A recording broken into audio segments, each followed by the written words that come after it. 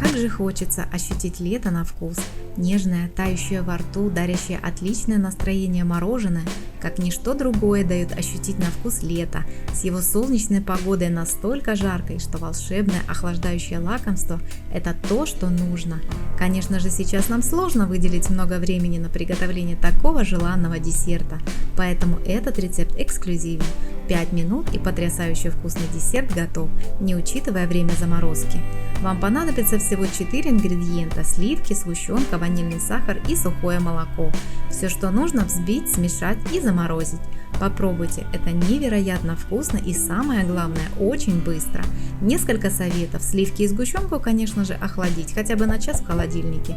Взбивать сливки до густых пиков, начиная с маленькой скорости, постепенно ее увеличивая. Добавляя всевозможные топпинги по вашему вкусу и желанию, это просто наслаждение. А как же вкусно добавить шарик мороженого в черный ароматный кофе и пить глясе. Волшебство вкуса. Живем вкусно, наслаждаемся вкусами. Сегодня это лето. Подписывайтесь на канал, будет вкусно 100%.